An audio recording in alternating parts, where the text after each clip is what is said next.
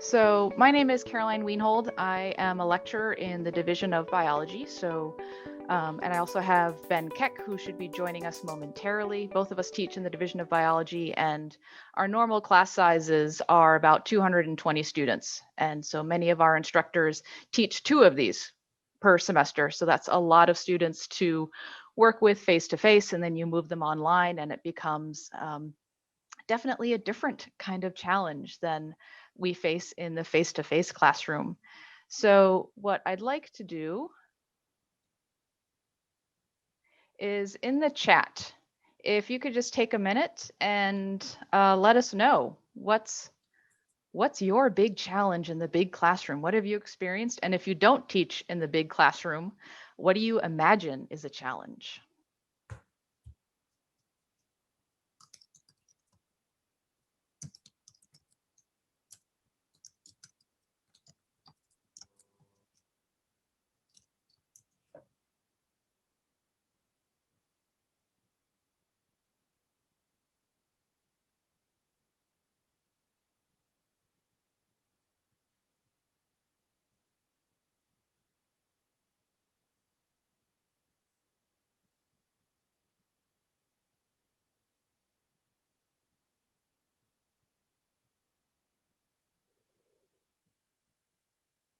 All right, so we're starting to get some things on engagement, on cheating, on breakout rooms. And so we'll touch on some of these we won't. So hopefully the discussion at the end will actually be more people sharing their experiences, because there's no blueprint to this. There's no blueprint to teaching large synchronous classrooms online.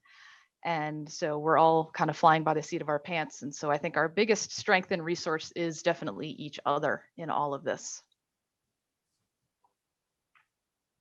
So I will take the first half of this and talk a little bit about organizing the large classroom, and Ben Keck will take the second half and talk some of his strategies that he's been using to engage the large classroom. So specifically consolidating communication. I saw a post on students finding all the information that they need, making Canvas do the work for you instead of you doing all of it. And for me, actually revising the teaching policy and or philosophy, and that'll touch a little bit on the idea of cheating that I saw came up in the chat.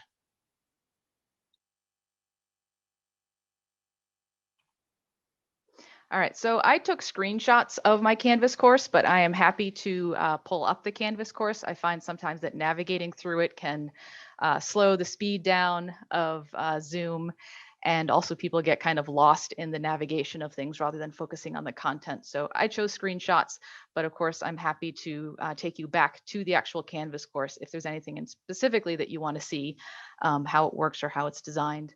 So the first thing for me is consolidating communication. This is a big way of trying to manage those 200 to 400 students every semester.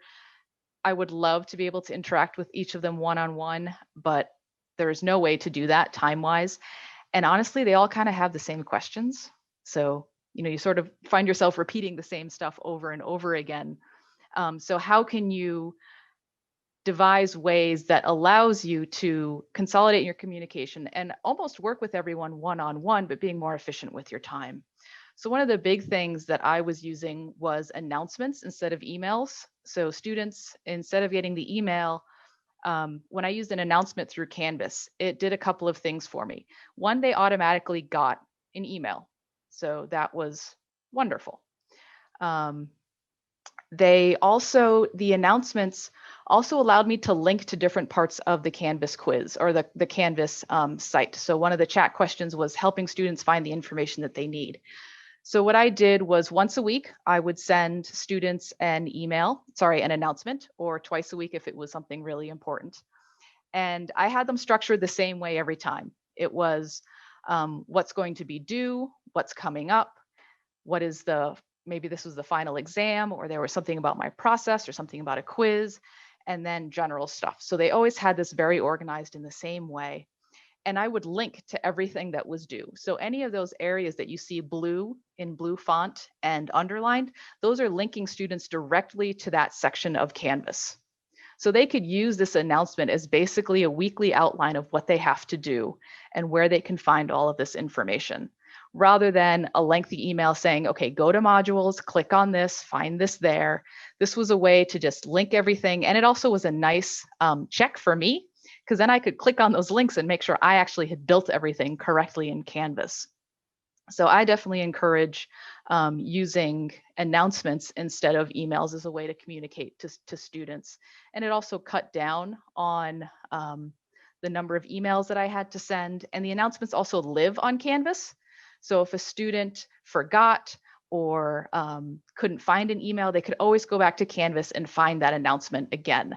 And so that information was just a really nice long-term track of what's going on in class. So again, this was sent once a week, maybe twice a week if it was an exam week.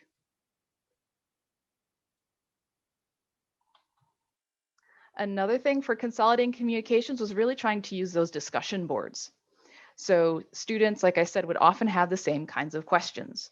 So I had created a couple of pinned discussions. So one of them was on course policy and assignments, so that if students had questions on those things, they could post them to the discussion boards. I could answer it once.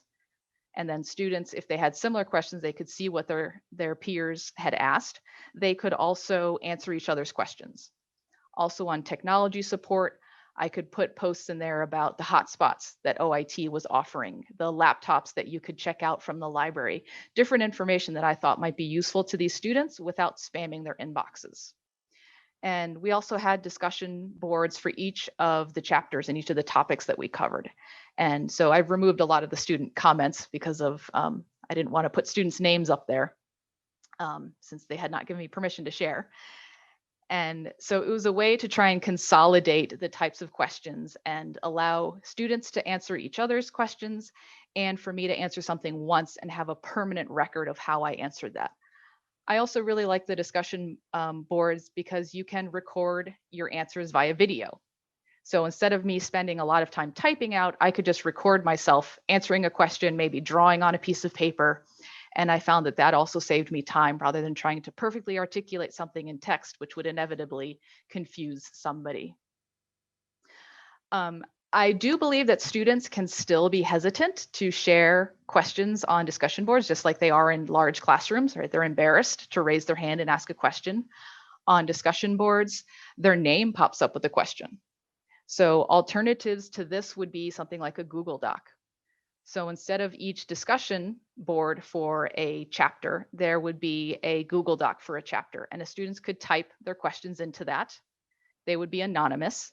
And then it would be a running Google Doc of all of their questions and the answers. So it would serve the same function, but it would be anonymous. And so students may or may not, depending on your class, feel more comfortable with that.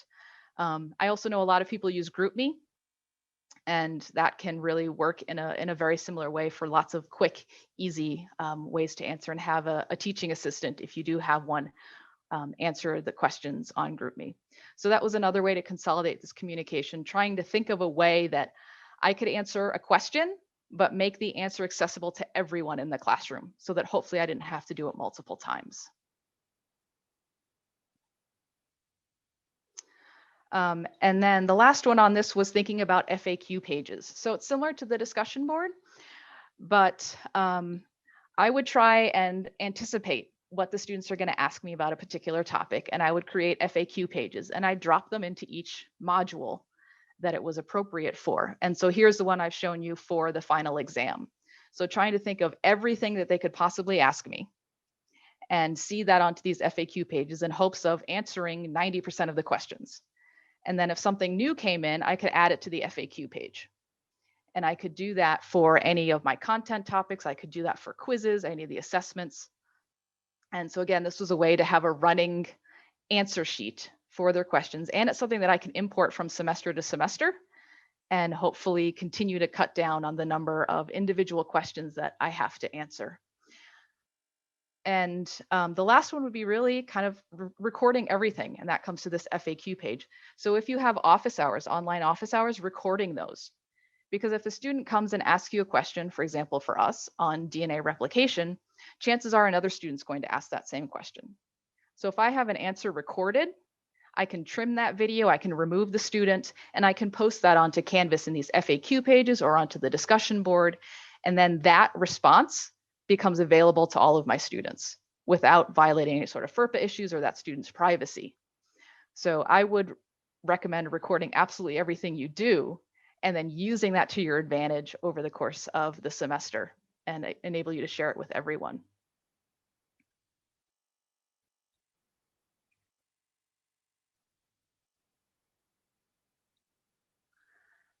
So Canvas, I know a lot of people kind of don't like Canvas, but Canvas can do a lot of the work for you. And so I think we need to embrace Canvas. So when we first moved to online in the triage situation last semester, I asked students, what are they afraid of? And one of the big things they were afraid of was pacing. They weren't going to see me every week, twice a week. They weren't going to know when things are due. So using due dates in Canvas, I think is very valuable. So here on the screen, you have the assigned to section of Canvas where you can put due dates onto it.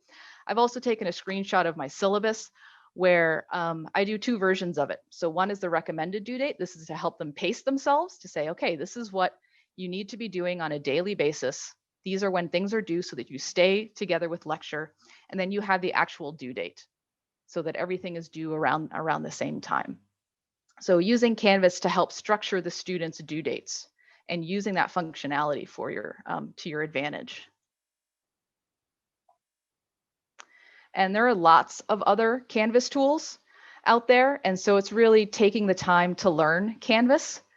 And I know that a lot of people don't like it, especially for the large classroom. It is not very large classroom user friendly, but there's a lot of things you can do: group grading, speed grader, sign up for calendars, auto grading in the grade books. And so it really took a willingness to engage with Canvas and figure out what it can do for me to be able to embrace it and say, okay, you know what, this isn't really such a bad thing. So I encourage you to let go of your anger towards Canvas if you do have some of it, and embrace that. But part of that also, I had to adapt my teaching philosophy for this, because teaching online, teaching kind of in an asynchronous style doesn't really fit with my sort of go with the flow. This is what I want to do. So this is a section of modules, a screenshot of how I used to organize modules. So it used to be lecture section 17, lecture session 18. And so it was designed by the day that we would do. And all the stuff that we were doing that day would all go into a lecture module. But moving forward, I had to think more about chunking and thinking, okay, what do students need for this particular topic? So I really had to be thinking farther ahead and not being able to I had to anticipate much more than being able to respond to students, because that's how Canvas works for me, is thinking, okay, I need to give the students everything that they need in advance. And so part of that is also within each module, trying to give the students everything that they need in advance and thinking of it as an asynchronous course. So students going to click on the learning objectives. All right, that's going to help them decide what to learn, what to read. Then they're going to read the e-text. Then they can go to the discussion boards and ask questions. Then they can look for extra resources. At that point, they should be ready to take my quiz. At that point, they can watch the lecture that we have in class and they can do those various assignments. So organizing Canvas in a way that would guide a student through the learning process, rather than saying, all right, your quizzes are in this module, your homeworks are in that module, your readings are in this fourth module. And so that's really trying to help them approach Canvas in a stepwise, that I enter into this part of the module and I go through the whole thing and I'm done, rather than having to jump around within Canvas to find things. And then the final one for me around this assessment policy or teaching philosophy is kind of changing my assessments. So I used to do no excuse needed makeups. So if a student had, whatever happened in their life and they needed to do a makeup, that was fine. But that's really hard to do online when you have quizzes and you need to release answers.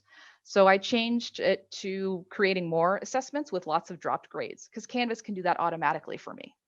So that was a change that I had to make. I decided, all right, students still have a lot of problems or things that come up in their life. So how can I be respectful of that? Well, I can drop a lot of grades. Cheating has really not been something that I focus my effort on. I decided everything's open note, open book. I state that, I make that very clear, and I encourage it. And so I don't worry about the cheating, because I know there's nothing I can do to 100% prevent it, but what can I do to make it not an issue for myself? And another thing I had to do is I had to do less drawing. You can't do as much drawing online. And so that is definitely something that I miss, but that is something that I had to change. So those were three things that I did around kind of my uh, organizing the large classroom, really consolidating that communication, trying to do things that Canvas could do the work for me instead of me doing it. And then I had to change my teaching philosophy in some ways to be able to embrace Canvas and the online space. So I know Ben Keck is here, and he's going to take over on the last part, if he's there. I'm here. Yep. Okay.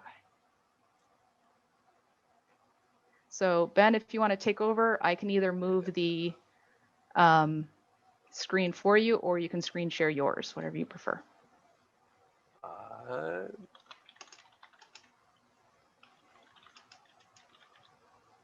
Can take over in a second. Hold on. Continue. While he's taking over, Caroline, there were a few questions in the chat. Someone is asking, open book, open note, does that include open classmate as well?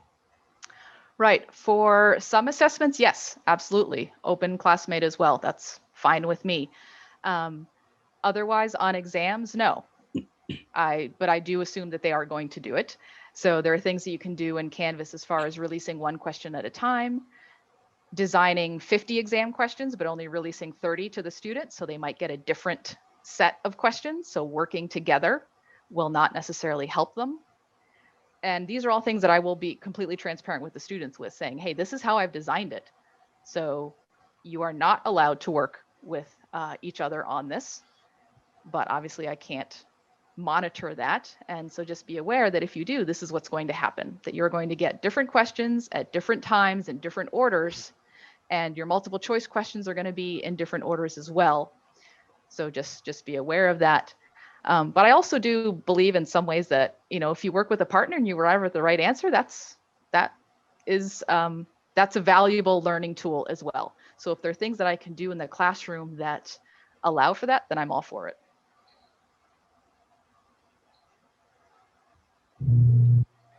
Thank you, Caroline. Is Ben ready? Yep. Can you see my screen or not? I think so. We're seeing organizing the large classroom. Yep. Okay. All right. Did it just change for everybody? Yeah. All right. We got fish now. All right. So I teach Bio 150 and Bio 102. My 102 class is usually about 160 to 170 students, and my Bio 150 class is usually about 240 to, I think it's like 260 now, because we added so many people to the BioLit sessions. Typically, I have 200 students that will show up for synchronous lectures for the Bio 150, and a decent number for probably about 120 to 140 for the Bio 102. It's been hard to keep those numbers up. I've been seeing them steadily drop. So trying to give them reasons to come to those synchronous lectures is something that I've been working hard on.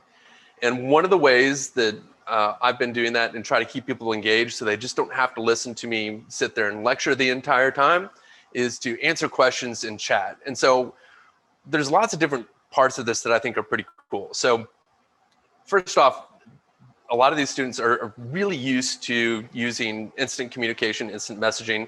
And so they can write messages back and forth to each other. They see that pretty thing up there when they see chat. They're like, I know how to use this, that big red line darter, versus some of us that the first time I thought about having chat open, I looked at it like this ugly beast, right? It's just, I don't really know that I want to use this. I'm not really sure. But after I started using it in these big lectures, I found that it can be really, really useful. One thing that you can run into is to not pay too much attention to it. So if I keep staring at the chat and I watch it pop up and I'm sitting there trying to read it at the same time, as I'm giving a lecture, it's going to derail me.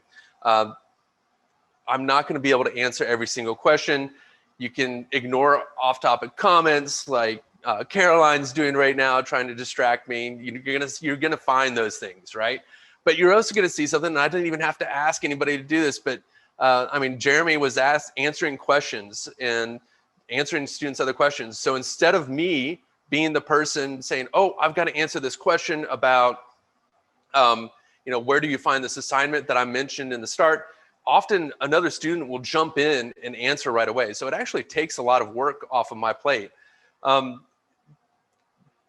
One of the really important things, though, I think, is that you've got to take it all with a grain of salt. There's those bad parts to it, and then there's good parts to it. It's going to go off the rails sometimes. Sometimes you just can't control what's going to go on. I mean, I think that, we could use GroupMe or something like that, but GroupMe is, I leave that to them, and I think that that's where all the crazy stuff happens. I try to keep chat relatively on topic, and I ignore the things that people are popping in and telling their stories. Usually I'll get like 5 people after I mention, something about these invasive carp that are right here that are jumping out of the water and attacking people, that they saw that in New Jersey and they saw that in Texas and they saw those anecdotal things. I generally try to ignore those while I'm giving the lecture and tell them, oh, hey, I see that. Yep, we'll talk about that afterwards. And I, again, use this as kind of a way to listen. So it's not that I'm immediately responding to these things, but I watch what's happening. And when you watch what's happening in chat sometimes, you'll often see people ask a question and you may think that you've covered it or that it's explained somewhere else, and sometimes I'll just kind of skip to it till later. But a lot of times what also happens is if it's something that a lot of the students don't know, they'll put the upward caret in there and pointing to this, and they'll say this, and they'll make they'll let you know that that you really probably should go back and go over that one more time. So in a in-person lecture, the face-to-face one, right, you could see those 200 students out there, and they'd all get that quizzical look on their face going, huh?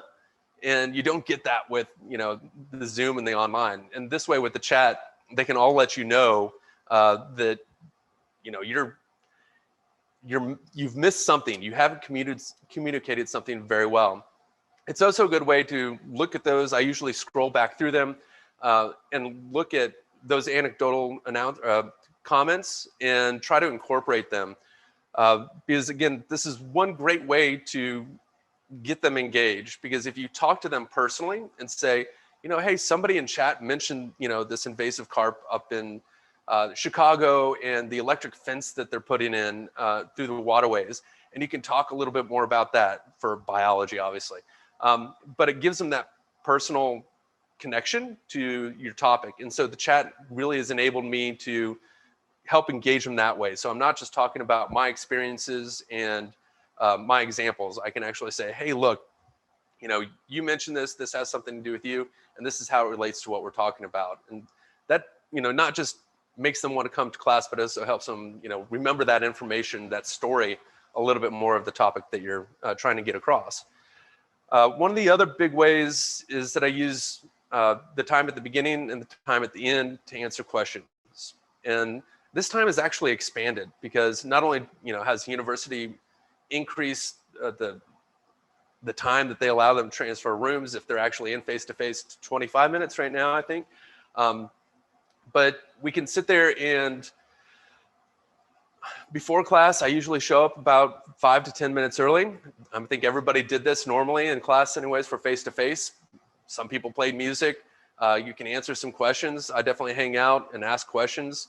But the post-lecture time is when most of it comes up. I can actually go through and answer some of these questions that come up in the chat during lecture and talk to them about, all right, here's this assignment. If they had an assignment that they had questions about, I can answer. When I first started doing this at the beginning of this term, it was mostly people asking, what's this assignment going to be? What's the first test? All that kind of regular syllabus type stuff. And that's what we expect. But eventually it kind of turned into, there were students and like, hey, do you mind going over this one more time? And I would, because I don't have anything to do right off the bat. And so I'll sit there for 15 minutes with anybody that waits. And now there's usually, a third of the class that's sitting there with me afterwards. And it might be that we're talking about something completely off topic, but a lot of times we're going back through an example. Maybe that a student brought up a really cool story and I can pull up a news article or something like that, or a quick video and go over those things in. All of that is recorded.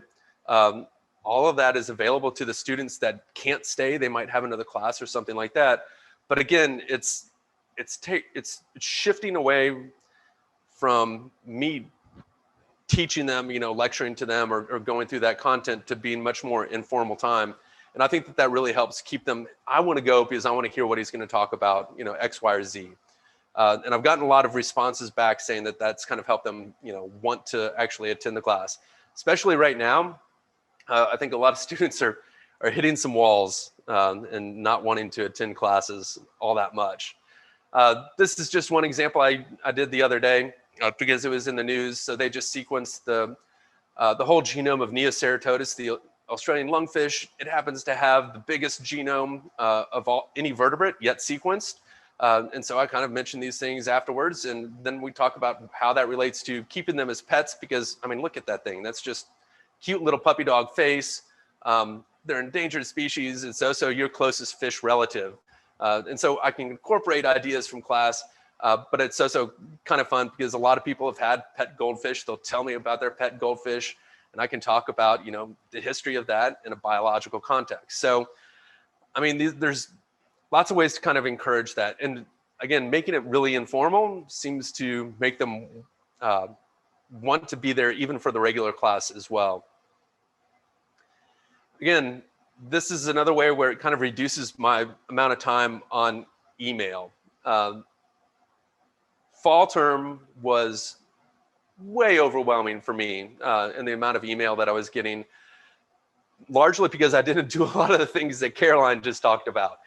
Having everything super organized is also, I mean, she was also talking about engagement as well, because if you don't have everything organized for them, they will disengage. They're just like, you know what, I can't figure that out right now. I don't want to do it. I'm leaving.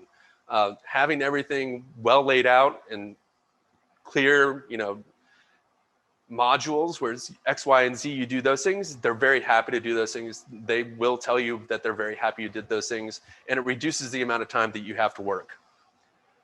All right. Breakout rooms is one of the ones that I'm still learning about. I thought it was going to be super intimidating, and it still is, because I've got 250 students there sometimes, and to put them all into breakout rooms and managing them is scary. I've done it a couple times now, and it's actually turned out to be really, really constructive.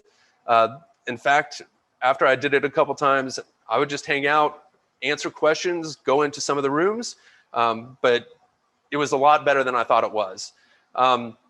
There's always going to be some students, there's always going to be some problems. This is another time when I say, take it with a grain of salt, but they've asked for this. The students have asked for this regularly, to go back into those breakout rooms. I think that they do well. I saw Jeremy earlier put a question up of, do we really know that they're doing what we want them to?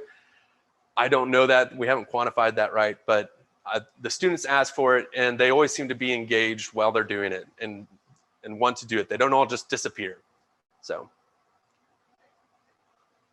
that's all I have. I can answer questions.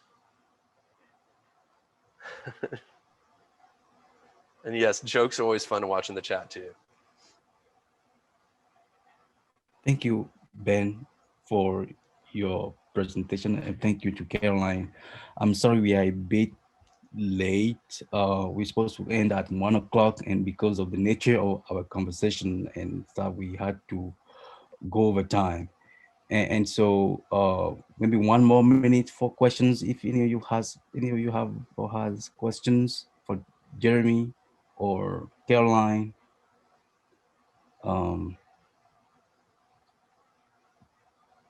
If you don't have any other questions, or you have follow-up questions, Jeremy, did you have a question?